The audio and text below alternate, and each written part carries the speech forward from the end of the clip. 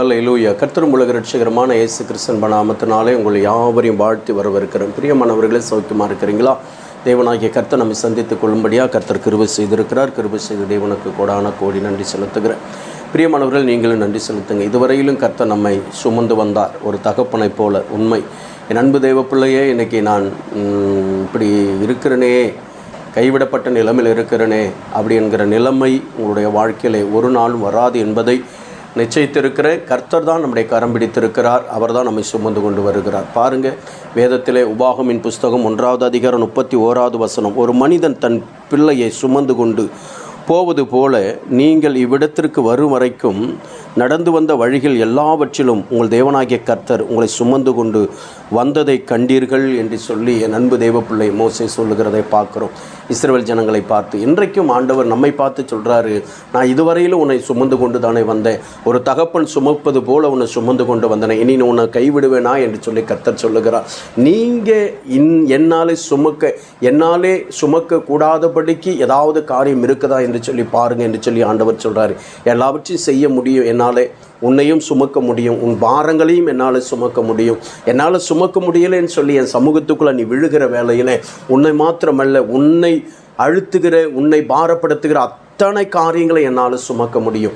ஏனென்று சொன்னால், என் அன்பு தேவ பிள்ளையை உனக்காக நான் அடிக்கப்பட்டேன், உனக்காக நான் ரத்தம் சிந்தினேன், உனக்காக மரித்தேன், உனக்காக 3ஆம் நாளிலே உயிர்த்தெழுந்த இயேசு கிறிஸ்து நானே.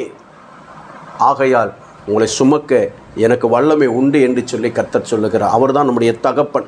ஒரு தந்தையைப் போல, ஒரு தாயைப் போல நம்மை இதுவரையில் நடத்தி வந்த தேவன் இனியும் கர்த்தர் நடத்த போதுமானவராக இருக்கிறார். பிரியமானவர்களே, அவர் உங்களை நடத்தவில்லை என்று சொல்லி ஒரு நாளும் நினைக்காதீங்க. இந்த வனாந்தர பாதை இருந்தாலும் அவர் தான் நடத்தி கொண்டு போகிறார். செழிப்பாக இருந்தாலும் அதை அவர் தான் நடத்தி கொண்டு போகிறார். என் அன்பு தெய்வ பிள்ளை, வனாந்தரம்னு சொன்னால் கடைசி வரைக்கும் வனாந்தரமாக இருந்துருமா? இல்லை, அடுத்தது கானான் தேசம்னு ஒன்று வரும். என் அன்பு தேவ பிள்ளை, அந்த கானான் தேசமாகிய பாலும் தேனும் ஓடுகிற அப்படிப்பட்ட செழிப்பான ஆசீர்வாதத்தை கர்த்தர் உனக்கு கொடுக்க தான் ஆண்டவர் உன்னை கைவிடாதபடிக்கு உன்னை இதுவரையிலும் சுமந்து கொண்டு வந்தார். இனியும் சுமப்பார், செழிப்பான இடத்திலே கொண்டு வந்து சேர்ப்பார். பயப்படாது, செபிப்போம். மகா இரக்கமும் கிருபை நிறைந்தவைகள் அல்லாண்டவரை நன்றியோடு துதிக்கிறோம். இந்த நாளிலே எங்களோடு கூட பேசின வார்த்தைகளுக்காக ஸ்தோத்திரம். கர்த்தர் தொடர்ந்து ஆண்டவரே எங்களை சுமந்து கொண்டிருக்கிறீர். ஆண்டவரே, இன்னும் சுமப்பேன் என்று சொல்லியிருக்கிறீங்க, ஏந்துவேன், சுமப்பேன், தப்புவிப்பேன் என்று சொல்லியிருக்கிறீங்க. அப்பா, இதுவரையிலும் சுமந்து வந்து தீங்குகளுக்கு தப்புவித்ததற்காக நன்றி செலுத்துகிறோம். இப்பொழுது கைவிடப்பட்ட நிலைமையில் இருக்கிற ஒவ்வொருவரையும் கர்த்தர் கரம் பிடித்து நீ சுமந்து கொள்ளும்படியாக ஜெபிக்கிறேன். நீர் அப்படி செய்வதற்காக ஸ்தோத்திரம். ஒவ்வொருவருடைய ஆண்டவரே அப்பா வாழ்க்கையிலும் கர்த்தர் அற்புதத்தை செய்யும். இந்த நாளிலே பிறந்த நாள் திருமணத்தை கொண்டாடுகிற ஒவ்வொரு அன்பு பிள்ளைகளுக்காக ஜெபிக்கிறேன். ஒவ்வொரு அன்பு பிள்ளைகளையும் பிதா குமாரன் பரிசுத்த ஆவியானோர் நாமத்தினால் நான் வாழ்த்தி ஆசீர்வதித்து ஜெபிக்கிறேன். உடைய ஆசீர்வாதத்தின் கரம் கூட இருக்கட்டும் ஆண்டவரே. ஊழியர்களுக்காக, சபை மக்களுக்காக ஜெபிக்கிறேன். கர்த்தர் சுமந்து கொள்ளும் இயேசுவின் நாமத்தில் ஜெபிக்கிறேன் எங்கள் ஜீவனுள்ள நல்ல பிதாவே, ஆமென். அல்லேலூயா. கர்த்தர் நம்மை ஆசீர்வதிப்பாராக. ஆமென். கர்த்தருடைய நாமத்துக்கு ஸ்தோத்திரம்.